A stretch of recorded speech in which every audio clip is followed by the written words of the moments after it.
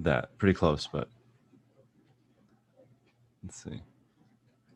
Good morning, everybody. Welcome to Daily Refinement YouTube channel. Today we're going to talk about how to take eBay to the next level, but we're going to start with appealing defects on your account. This is really important because you can only have a few defects on your account before you fall below standard. And if you're below standard, you get less search ranking and you pay 5% additional in fees some of the time.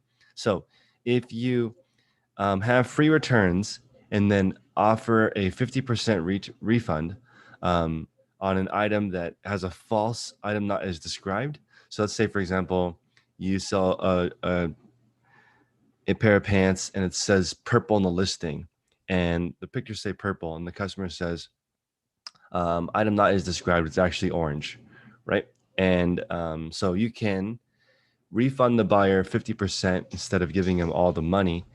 What that will do is it will automatically report the buyer. So if you reply to that case with a picture of the item showing, hey, this is the real item, there's no reason for me to fake it, you report them automatically by issuing a partial refund, and usually somebody will manually review that and remove the defect. So it's not, they don't always do it, but most of the time they will do it, especially if you don't do it very often. And they might hit you back with what Isaiah just said, which was some of your peers also have false item not as described. So we're not going to remove the defect. So always report them, but they don't always remove them. Most of the time they will. eBay is not trying to like hold defects against you. Also, most people don't care and don't report the buyer or don't respond. So if you taking that extra step, shows eBay you're being proactive and trying to fix it. They're not trying that. Again, they're not trying to make you below standard. They just want you to care and reach out to the customer and try to do something about it. That's why when you refund less than 100%, eBay will step in, and if you're a good seller, they'll refund the buyer the rest of the money out of their own pocket, right? That's a benefit. And they don't have to do that. They can make you eat the entire thing. Okay, go ahead, Isaiah. Oh. It was me. So if I went ahead and returned it and then reported the buyer, it's over. It's over. You don't even have to report the buyer. You don't have to. That's just optional because you might get. I gave her a full refund. Okay. Yeah, I think when you report the buyer, when I had one recently where I reported the buyer and I got a thing indicating that they would potentially give me money for my return label. Mm-hmm. So that may be something that, That's true. Chris, yeah. Can you clarify? So if you refund completely, they can't leave negative feedback on an item, right? Like if they contact you, say something is off or whatever, legit or otherwise, if you just refund all their money, they can't then go in and leave a negative feedback, can they? They cannot, but you don't even need to give a full refund. If you give any kind of refund, they can't leave you negative feedback. Okay, I understand. Yeah. So that's also a benefit of giving a refund no matter what. That's what's going to happen. That's what I've been. Go ahead. Oh, go ahead. Go ahead. It should also fall off automatically. You shouldn't have to call back in and get it removed. If you leave a feedback, it'll trigger an auto response to remove the feedback automatically. So one more, I just want to reiterate the challenge that we're doing, or at least I recommend you guys do this challenge with me, which is listing every day, getting rid of items every day. Yesterday, I was listing, it's crazy, 4 of the 5 books that I listed sold yesterday. But of course, I was selling them at giveaway prices. But I think that in the beginning, you're trying to build velocity. So if you start selling items consistently, it's giving eBay a good sense that you're serious about selling things. Also, it helped that all of the books I sold were really popular. So that is huge. You're not going to make much money. I think I made 50 cents an item, which that would take forever to make any money, but that at least it was getting sales because somebody just posted in the chat that they listed 5 items and they haven't sold in 6 months. It's probably because not a quality item, not a quality listing, price is too high. Otherwise, it should sell. Kindra has been relisting old stuff. The new photos and better listings are selling your items. Here's like the super hack. If you are good at listing, eBay is amazing, because if you get a return, let's say you want to relist the item. For me, it's faster to just open a return and put it back through the system than to go look it up and add quantity one, because the beginning of my system, I review it again because I might have missed something the first time I listed it. But once you're good at listing, it really, really, really, really helps to, like, because anything that happens, you can go back and redo 100 listings in a few hours. But when you're just starting 100 listings, it might take a couple weeks. So it's important to be really, really good at listing. So Martha, don't do this. A buyer bought a extra large item, and they claim that it was a small, and they left a negative feedback, and they won't respond to messages, and they won't open a return. If you just refund them without a case being opened, eBay might not remove the feedback. They have to open a case. So I'm not sure the exact sequence of how many times you need to try to get them to open a case before they don't open a case and eBay will still remove the feedback. That's a good question. I don't know. There is a sequence though. If you offer free returns and the customer is unhappy, you should be able to get any feedback removed. I think you have 60 days to get a feedback removed. Let's see.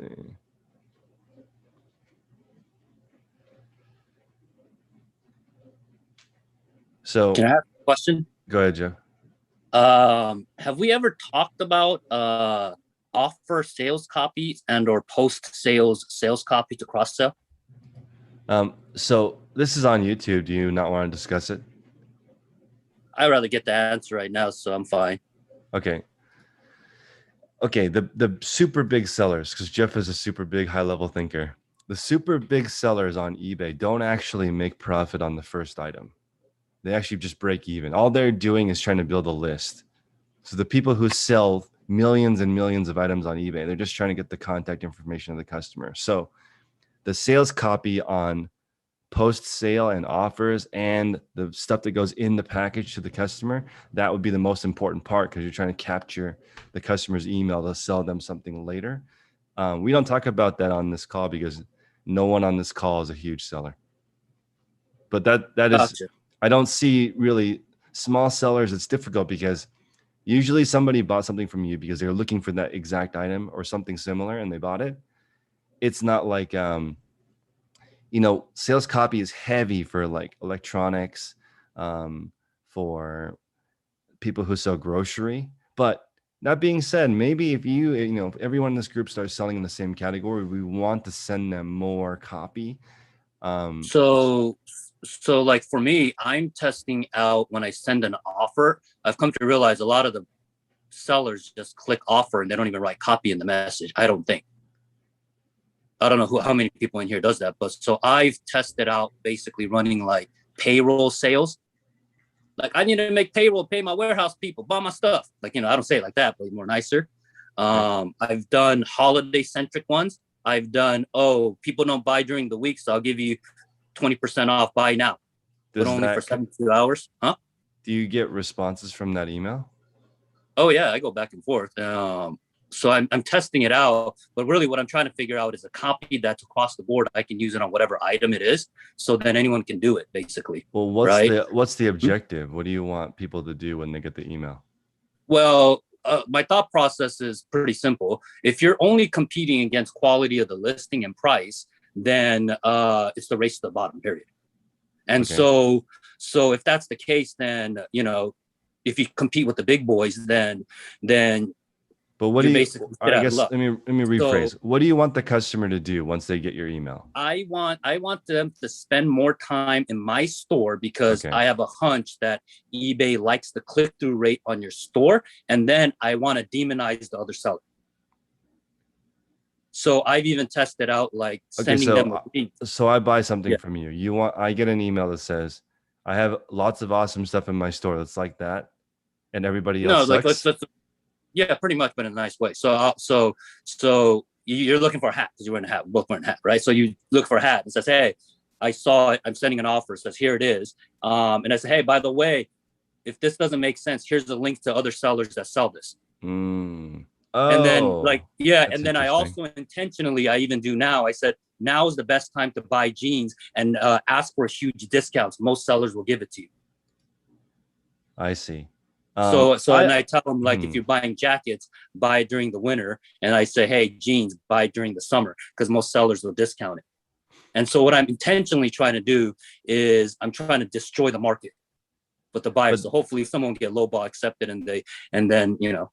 I don't think you could do that. I think you could get people back into your own store, but I don't think you could hurt other sellers. That'd be very difficult. And I've never heard of that. Well, that would be the secondary. So in the hierarchy of order, that would be the secondary thing, right? The first one is most people are too lazy. So I'm based on that thesis alone. If I send them a link with, like, for example, I bury the keywords like stain in there and I send them a link on it, most people aren't going to adjust the actual. That's actually pretty funny. As you drank that, your glass is steamed up. Right. Yeah. So that was why. So I'm wondering if anyone else does that, because like, but that's my question. I know nobody in this group does email marketing. They build this pipeline of, Justin Time is saying on YouTube that this is to build customers for 3 to 6 months later, long-term client sourcing. I agree with that. It is a long-term thinking to get customers to build a reputation around buying in your store. But you couldn't, you know, it's almost like linking people to a bad store so that your store looks better. I don't know if that would work. It seems like every big company does it. No, they don't. They don't talk shit on their customers. Jeff, other people. Jeff, They do. Go ahead, Robin.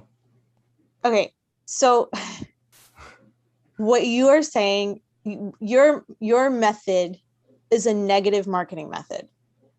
Yeah. I think the let me finish. Okay, go ahead, In every marketing course, workshop, every marketing practice I've ever used, what you get when you use a negative marketing method is bitchy customers, difficult customers, because they're the people that respond to that. They're the ones that are like, oh yeah, look at that other guy's shop, it sucks. Or, oh yeah, I can totally take advantage of this seller because it's an off season. Like, those are the people that respond to it. The ones that you want, the good customers, they're like, dude, why are you talking smack about your like competitors? Like, what is your product so bad that you have to talk shit about everybody else? So you might get a response, but I don't think you're building an audience of discontent customers. I get that marketing that Jeff is talking about every day. When I open up a package, it says, hey, by the way, thank you so much for buying our item. Check out our store. Here's a 10% coupon to buy more stuff. That works if I'm interested in doing some kind of a thing. But if it said, also check out these other packing supply companies, their stuff is way overpriced.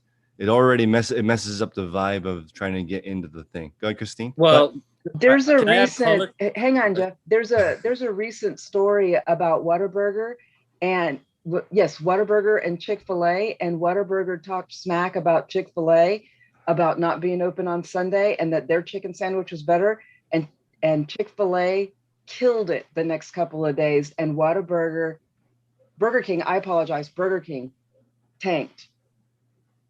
And so let me add color to it. And that was negative feed. That was negative marketing on their Twitter account. Okay, so let me add color to it, because clearly the choice of the words I'm using is triggering responses like that. So I'm going on the first principle. When I say that I talk bad, that is a bad choice of words on my part. That is not a sound marketing campaign.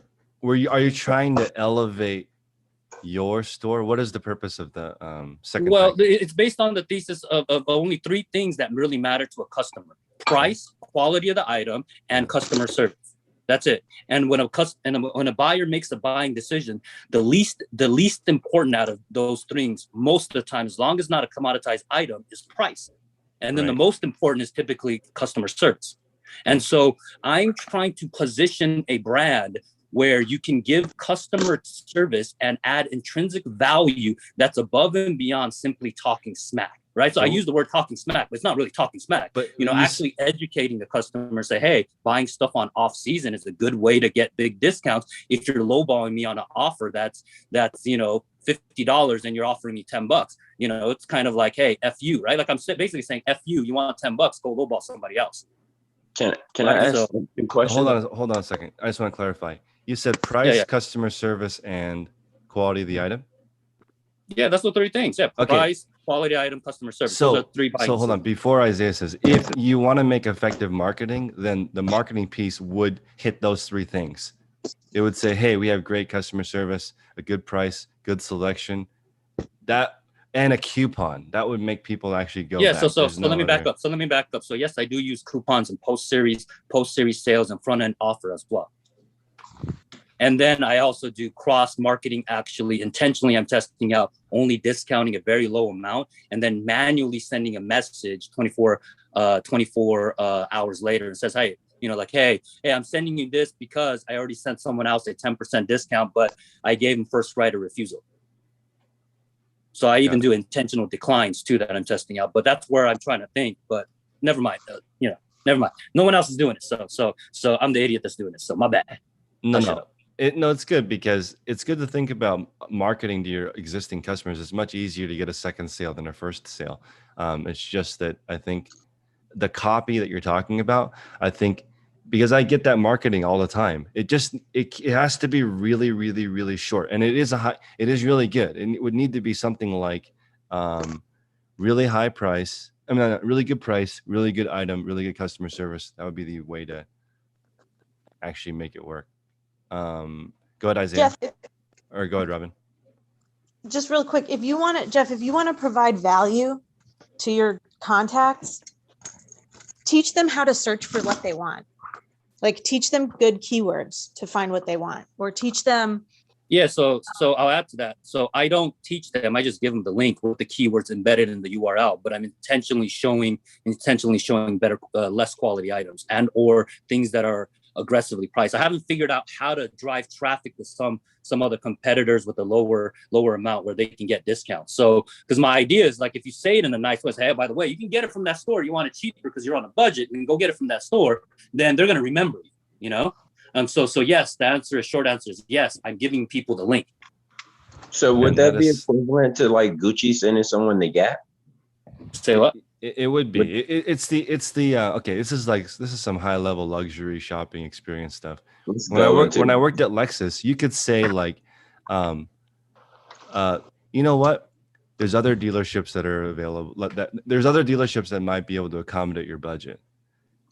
That's like saying you're not good enough to buy here. Which for some people they're like, oh, what? I have enough money to buy this car. I'll buy it. But it's like not. It's kind of a it does work, but it's not the main thing would be, do you have the right car at the right price and good customer service? The secondary thing, like Jeff was saying, would be like, if you like, there's other people that you can browse.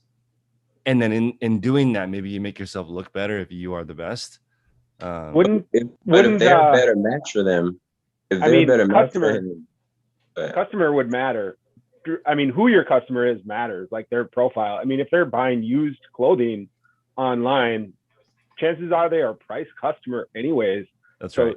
Price is a big issue. Like what they're shopping for matters. Like he said, luxury item. Well, that's a different thing than used budget item. So somebody put in the chat, you could list more instead of writing that copy. You could. That's what I was thinking too. This is where I'm going with it. But so dang it, I lost my train of thought. So yeah, like if you send them to a different store and that store is like you say it's lower quality, but they get the item that they want, the transaction is good, and then they like it, then wouldn't that make it so that they just keep going to that store instead of coming back to yours? So here's the example I'll give, right? So back in the day on the Amazon stuff, right? I was doing this and one of the things I implemented was basically a 5-star review, right? So you want to leave a score for me? Here, click on this and it'll have an image of 5-star, 4-star, 3-star, 2-star, 1-star, right? And so if a customer clicks on 5-star, it would immediately go to the review section to leave a review. If it goes to 4-star, it would go send them to a link to leave a review. If they clicked on review number 3 or review 3 stars, 2 stars, or 1 star, it'll just go to a dead URL, right? So I'm saying that because, you know, when you listen to that, either one or two things are gonna happen. One, you're gonna be like, Jeff, you're kind of like, that's sketchy marketing. Why would you do that? Anyone is gonna absolutely do that. Or you're gonna say, damn, that's pretty damn genius. How well did it work, right? And the short answer is it worked really so damn well that I blew past the number 1 seller and the number 2 seller in like literally like 6 months because of the number of reviews I got. And so I'm trying to find hacks like that, knowing that it can be scaled to a certain point. And so there's valid points of people saying if they're buying used items or used items in general, they're price shopping. And that's where I'm not quite sure if that is in terms of hierarchy of order. Is that the first thing that's in order, or are they looking for that quality first? That's where I'm not clean on. And so, but listening to you guys, you know, wait, so are you asking, when people go to eBay, are they looking for quality or price? Is that your question? Yes, yeah. Which one's the hierarchy of order when they're searching? So I would suspect that it probably end up being, I don't know, price then quality. It's all three. Yeah, I think they all matter. Yeah, but it's not even. So anyways, we're going around in circles. So I'm talking about. Here's my question. Here's my question. So like, why would you do that rather than trying to do what Tech does, which is like put a card in your package, have 30,000 items, and then instead of linking them to someone else's store, you just link them to your 2,000 Tommy Bahama shirts that you have because they like Tommy Bahama. Because I just know that when you're the small kid on the block, you don't compete with the big boys doing the same thing. It's just fundamental business. So you move faster, move in different ways. Like it's just common sense in most places, you know. So that's moving better than like 99% of all people, because you're like a lot, like most people aren't even sending that link to people, period, of their stores. Like I've converted a lot of sales simply by sending someone a link to all the women's size 8s in my store.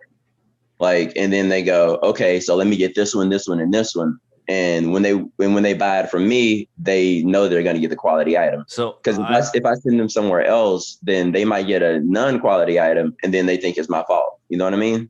So I know, or let me just add my one thought, then we can go back to you guys discussing. What the little guys can do that the big guys can't is offer a better price, better customer service, and a better quality listing because they have time. When you're a big store, they have one picture, no customer service whatsoever, and they have whatever, you know, the price isn't necessarily the best. Like Best Buy is never the best price. They have horrible customer service, but they have the quality item that still converts. But as you could sell the same router as Best Buy at the same price because you use a real picture and have real customer service. Somebody might buy it over you.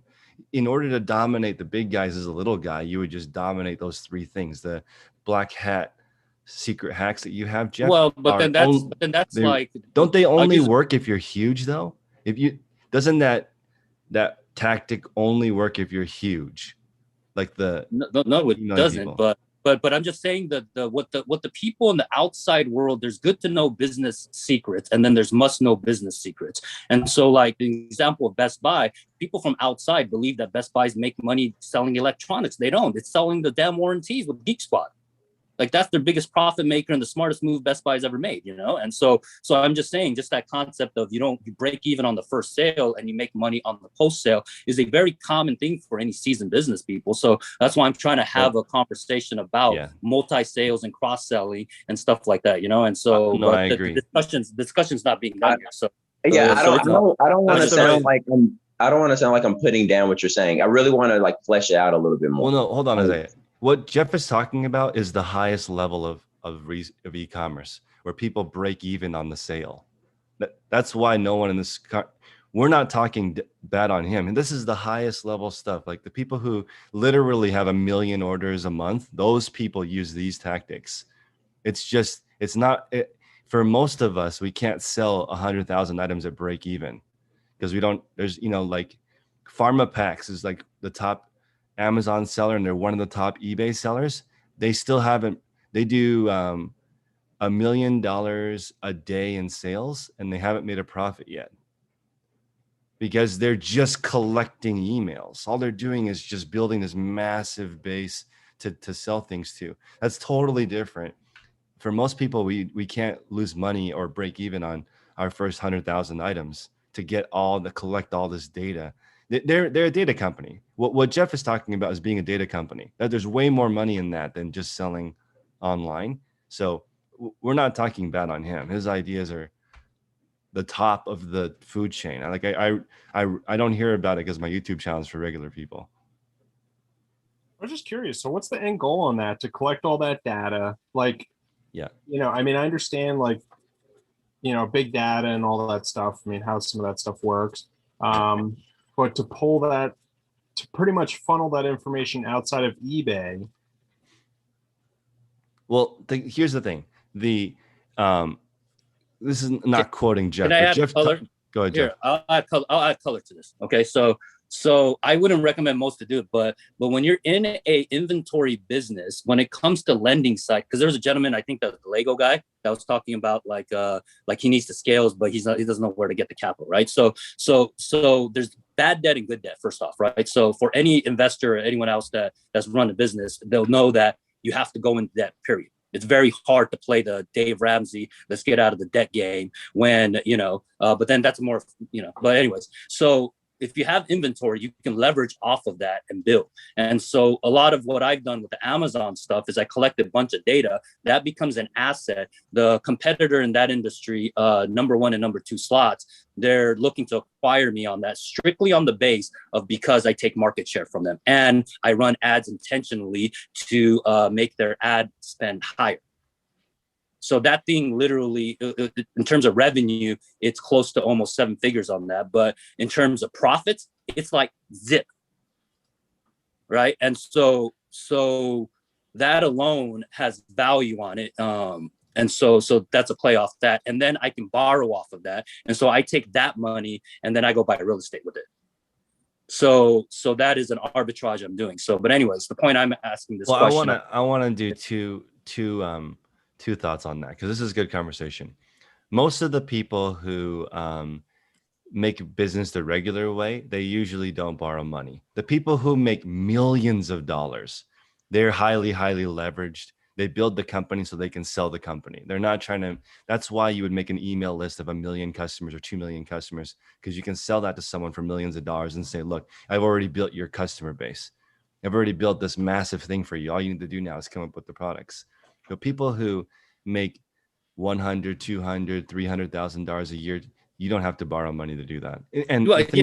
Go ahead. I agree with you. You do not have to do that, but gets the point. I think originally when I came into the goose, I've said anyone can make 200 grand, 300 grand, $500,000 just on straight grind and hustle. But that's beyond that, that's going to require some high level strategy to get past that, and then that requires typically some type of debt, especially because like sell through on it, like you guys call it sell through. In my mind, I just look at it net 30, net 60, net 90. In the typical business, you got net 30, net 60, net 90. You need lines of credit on that to be able to float, because if you're carrying $1 million, half like $100,000 in inventory that you're turning and you're on a net 90, that's 300 grand in capital you're floating. Jeff, Finders is in the chat's asking how many items are in your store? My store? Yeah. I think I got to like 2,100. So, and I've only been doing it 90 days now, I think, officially. So yeah, fair enough. But anyways, that's all I got. Yeah, let's see. Dylan, do you want to chat about using some debt? Either way can work. You can use debt or not use debt. It's just that when you add leverage, it speeds up whatever is happening. So if you're losing money and you add leverage, you actually lose more money usually. And that's what happens with startups because they haven't proven to be profitable yet. ThreadUp has 1 million listings on eBay and they lose $5 million a month. That's a different game. Go ahead, Dylan. I was just saying, because that's pretty much how I started in my niche, because of the nature of what I'm doing, like to get the stuff for my niche, it's pretty expensive. So, but I don't know. I don't know much into the theory about all of it. That's just what I did to start. And I got a loan for like $5,000 from PayPal, like the working capital, and the fees are kind of ridiculous on those, but I wanted a no interest. The working capital things, you can kind of pay it off forever. But I wouldn't that might be a lot different than just opening a credit card, and like you don't want to get stuck with a high interest rate, like obviously.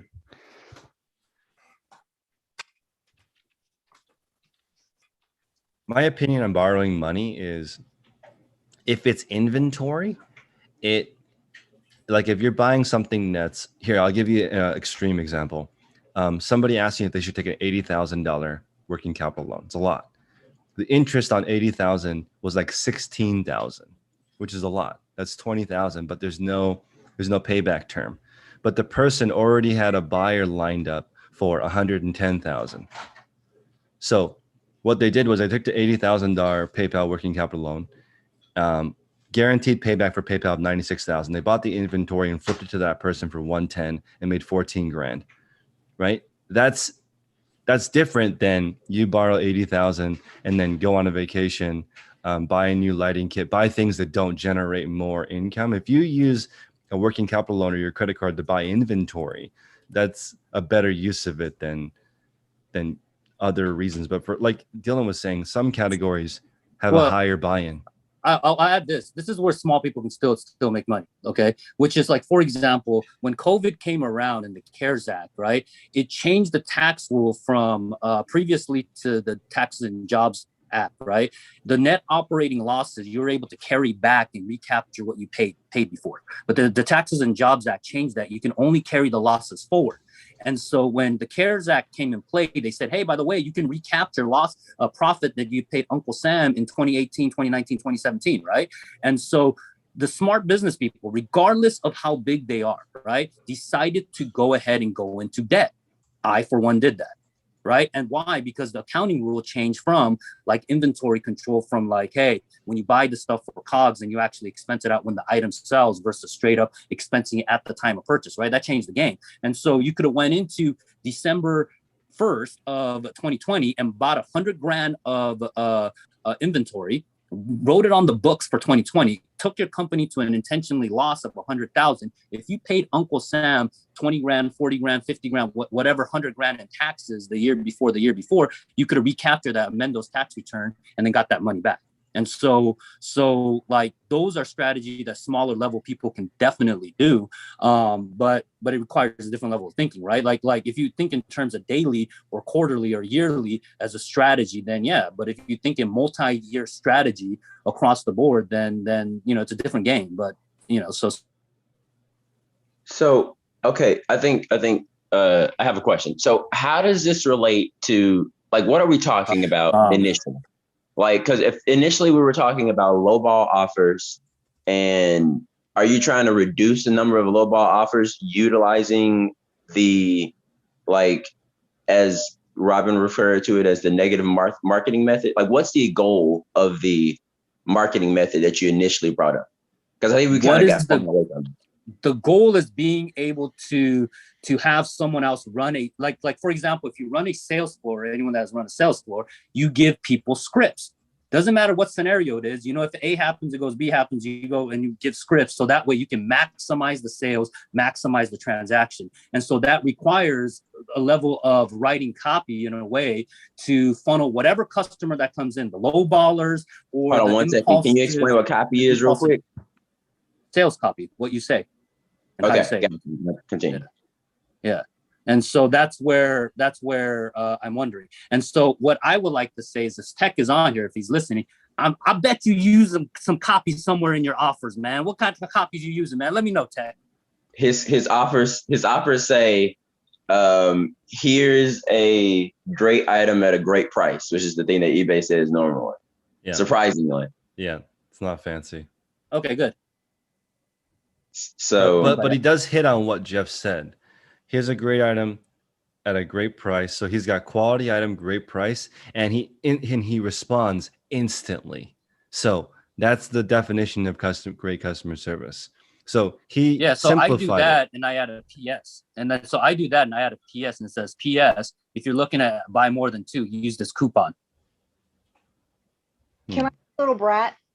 Go ahead. What's the original content of the call? I don't. That's what I'm asking too. Oh, I'm sorry. I think we lost it. No worries. Sorry.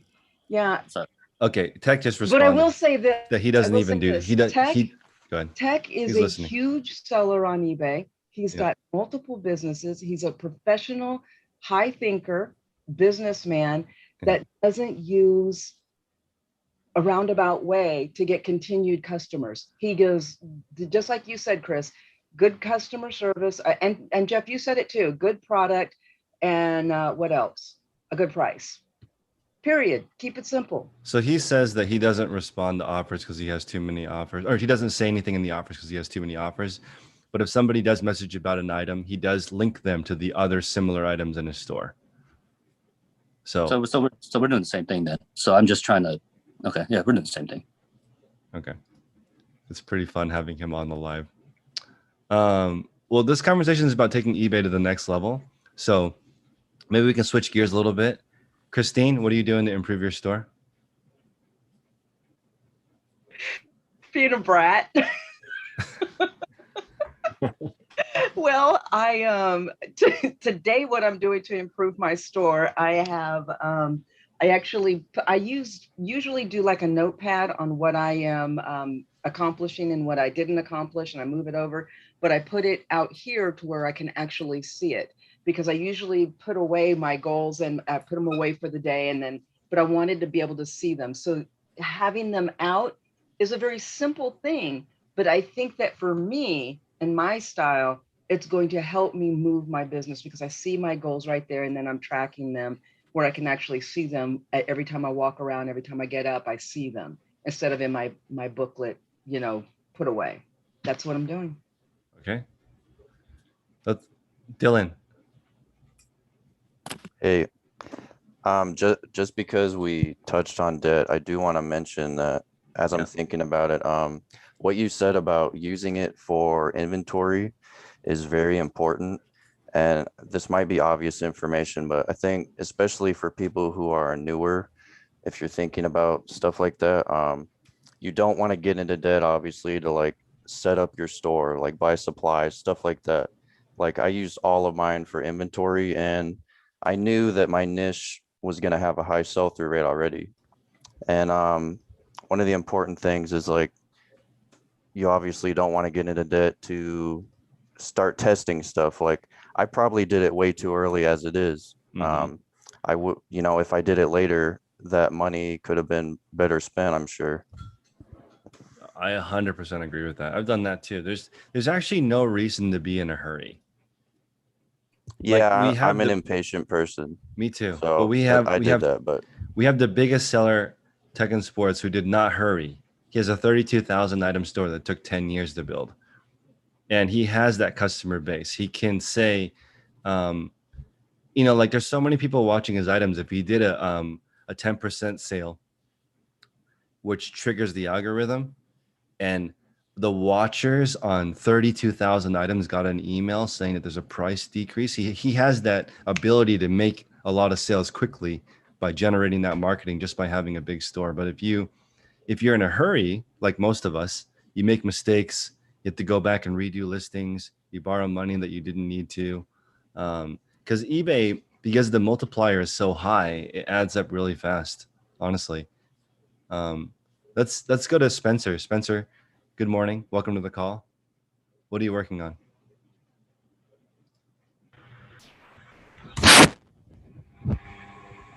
Or what are you working on?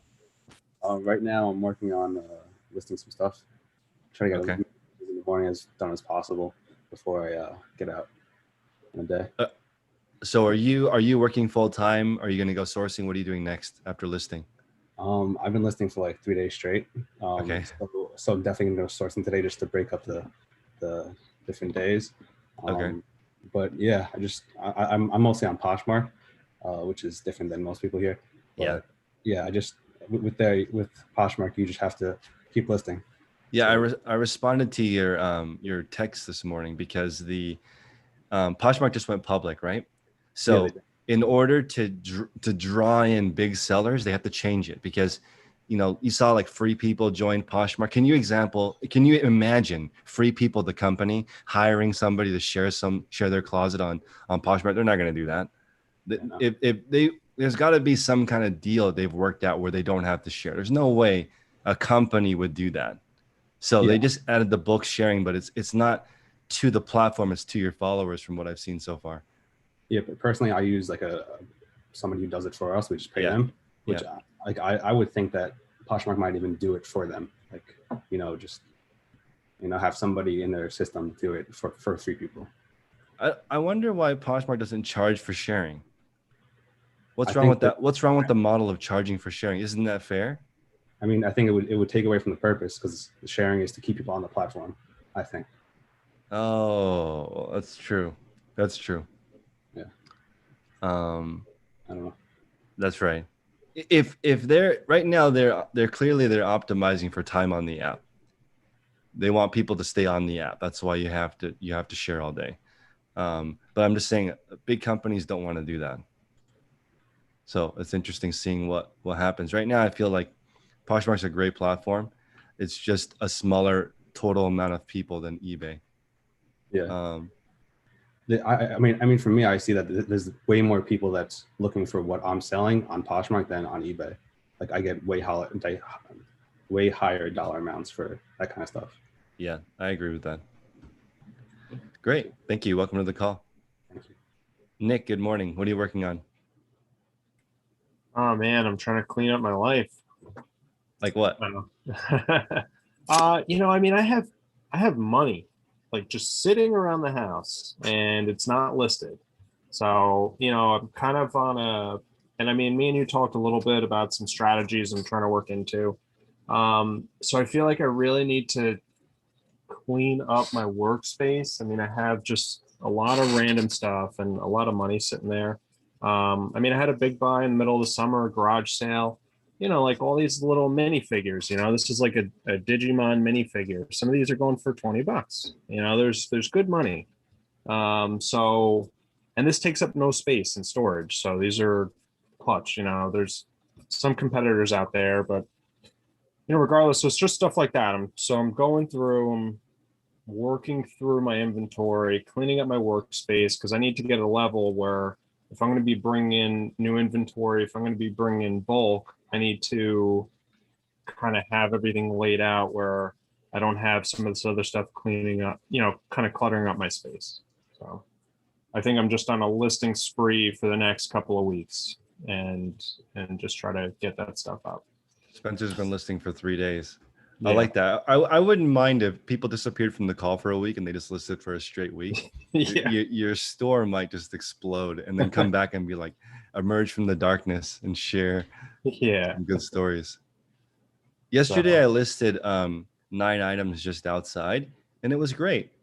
I'm like, you know, I saw Frank posted a video of him trying to list 50 items in 30 minutes or something. And I was thinking, you know what? If you film yourself listing, you take it way more seriously. That's why that 24-hour live Zoom is cool, because people, they turn it on, they get the work, the camera's on. You're trying to do the best you can because people are watching. Unless you're Isaiah, because apparently I start shaking when I have people watching me when I'm listing. I can't even control a mouse when I'm listing. You should have saw it in the call yesterday, man. That's what I heard. Geez. At least you got a mouse now. Yeah, that's true. Did you get a chair yet? It didn't help yesterday. Did you get a chair? Did you get a chair yet? Yeah, right. Oh yeah, it's right here. I have the chair. Totally. Okay. Isaiah was asking if it was a good use of his time to borrow his neighbor's chair every day and put it back. No, they had a chair there's like a chair underneath my apartment building, and I was considering getting it, but the chair is like kind of broken. So it didn't work. Let's see.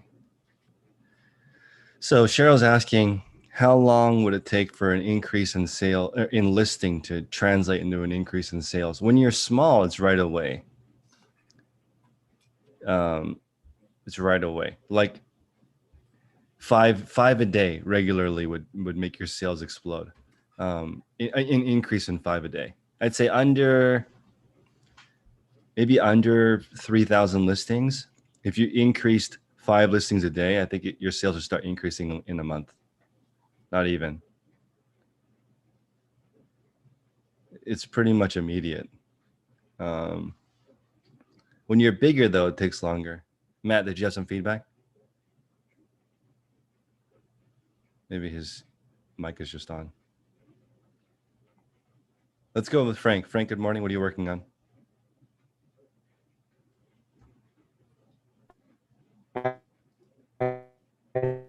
Hey guys.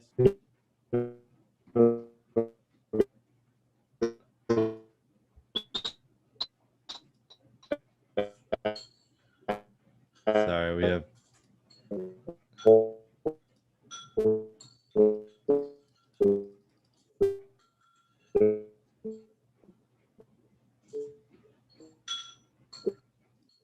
Were you asking me a question or was that somebody else? Sorry. I was trying to ask you a question, Frank, but Matt's microphone is on. I can't mute it for some reason. Hold on a second. Sure. Okay, go ahead, Frank. What are you working on? Well, I was trying to think about, because I started the YouTube again, I'm trying to think about what a worthy goal would be, because that challenge video really took a lot of time and effort, and I don't think I can keep that up long term. But I was watching this other guy's channel. It's called like Mission Side Hustle, and I absolutely loved it. He's trying to take $500 and turn it into $1 million. Yeah. And he started a year ago, and and I just really love the format, and I think that that's what I want to do. And I was thinking about a goal, and I'm like, because I'm already like probably like number 3,000 to 4,000. I fluctuate with as far as the top ranked eBay store, whatever. I know tech is in around 700. I don't know where you are. I'm sure you're increasing the topratedseller.com. You can check that out, your store. But I thought about a goal of maybe trying to make, a year, 1 to 2 to 3 year goal, trying to crack the top 100 and just kind of documenting the whole thing. So I don't know. This is a really cool challenge. $500 to 1 million. Yeah, it's really cool. He starts with like Uber Eats, and then he starts flipping furniture, and then he starts like flipping other things and stuff. And like he went from a scooter to a truck to a better truck, started doing junk removal. It was like kind of inspirational for me as far as, documenting and YouTube, and like now I want to get a truck. So it's fascinating. Dylan, do you have some feedback or just your hands raised? Yeah, I have some feedback. What's up? I was just going to comment real quick about when Nick was talking, I kind of get the sense of like a death pile type scenario. You know what I mean? Yeah. Where if you have a lot of stuff. So I think one of the biggest hacks for that, and because this is a very common situation, if you can create a scenario with as little or like no decisions as possible, I think you can just get it all done like probably twice as fast. So I would say in one of those scenarios, if you like group your items by day, so if you make a pile for Monday, like that's what you're going to list Monday, and then you make a pile for Tuesday. If you lay it out for the week or whatever, and be reasonable, and you can get them all done in those days. I think that's a lot easier than running around looking at the whole pile of stuff and being like, what do I even list today? Like, what should go up? That's an awesome tip. Yeah, no, for sure. I mean, I usually like that'll kind of be how I prep for the next day is, I have the items I want to list. I'll work on listing those. Then I go through and I grab my stack of stuff that I want to focus on for the next day. And, it was challenging too, because I was, it was a slam dunk garage sale. I was able to scoop some stuff up, but when you buy in bulk like that, then it's it's moving that, getting the momentum of getting all that stuff up there. It takes time.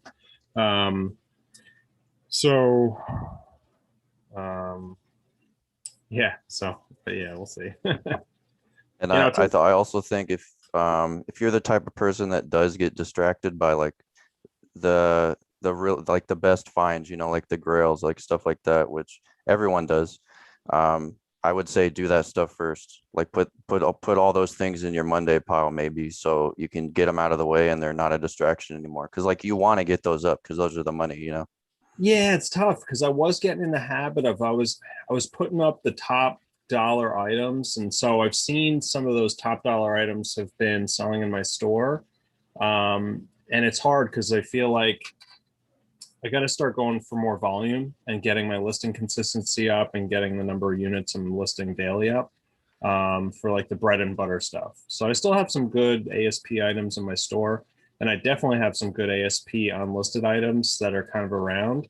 But like yesterday I listed $700 worth of stuff, and some of the stuff I've had sitting around, it's only like, it was like 15 listings, but there's good money there. And the sell-through rate's a little challenging on some of it, but I think eventually the money will be there. So,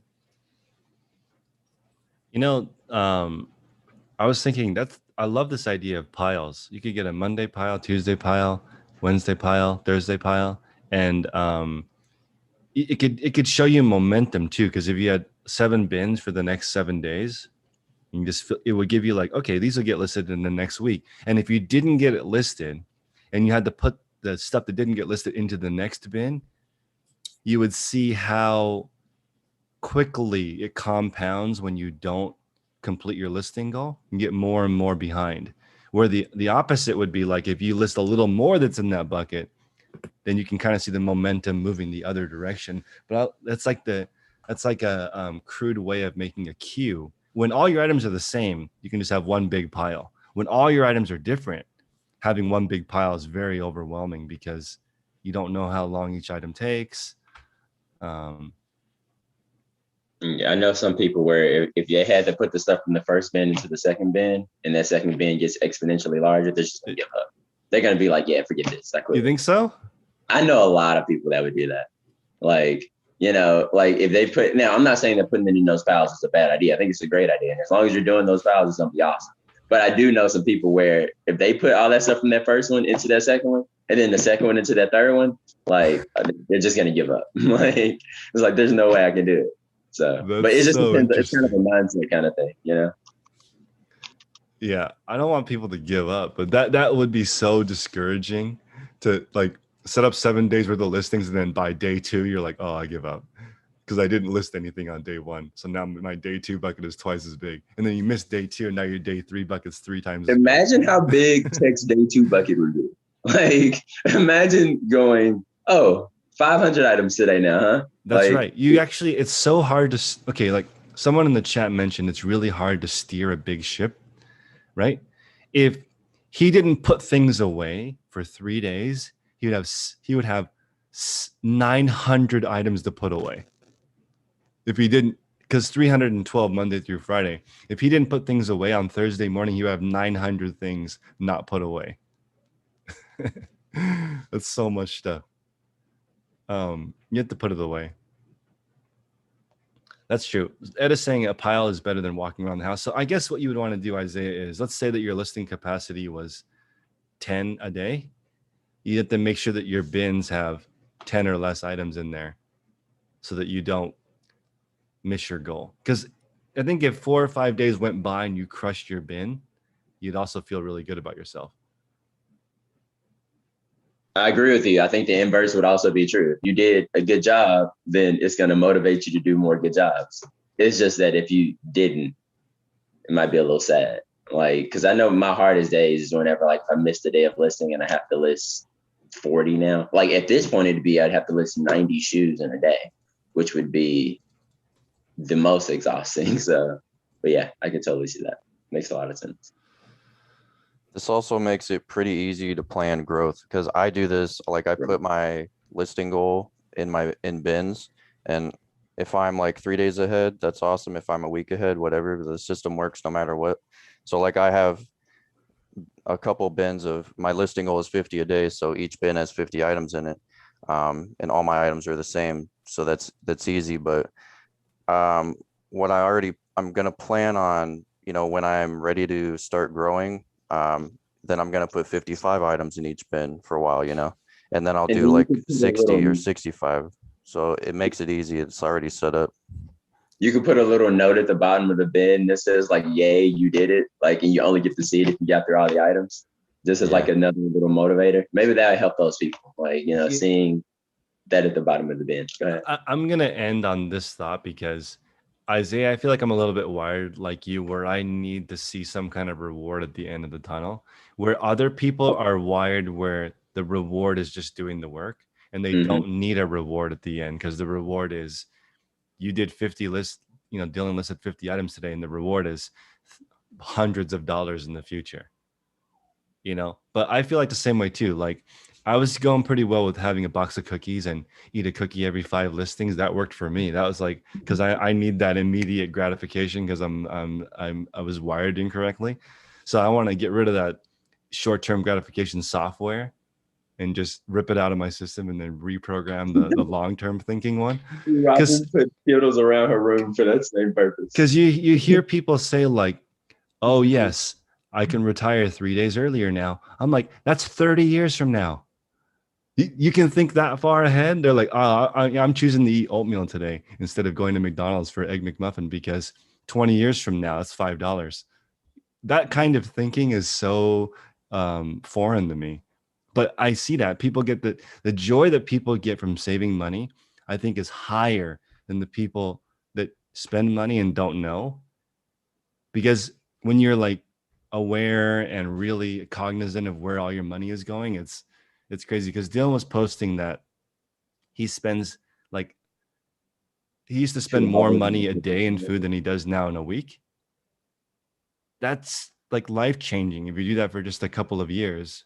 But on the flip side, in this group, you'll also make more money. So make a lot more money, spend a lot less money. That's a really good formula. Put a cookie at the bottom of your bin, if that's how your brain works. At the bottom of the bin.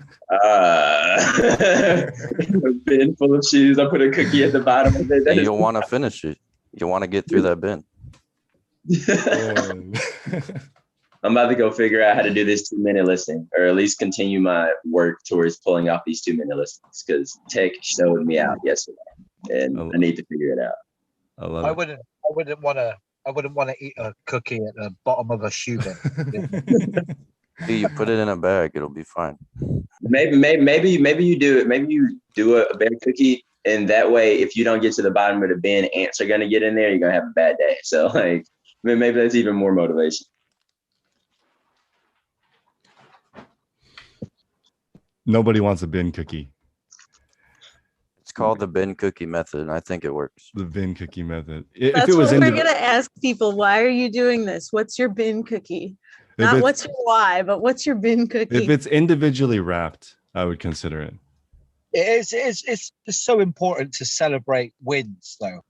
Like, if you have a target of like 100 a week and you hit that target, it's good to celebrate that in some small way, whether you get yourself a pastry or a Costa coffee or something, Man, we're just wired different, Thomas. Some people don't need that. Because then you're relying on an external thing to be happy. We need to get ourselves to the place where we don't need a bin cookie, is what I'm saying.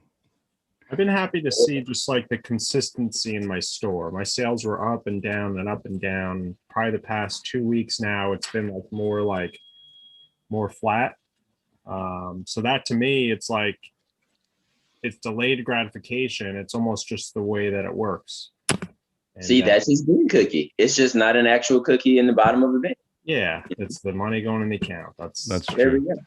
That's the best bin cookie. Consistent sales is the best bin cookie. Yeah. I like stuff. That's my problem. I just like stuff. That's why I started reselling in the first place, because I just like stuff. I like having stuff. My reselling, my wife says it's a good solution to my hoarding tendencies, because I get to buy something, enjoy it for a little while on the shelf, and then sell it. Yeah, I'm like, go have an amazing early retirement.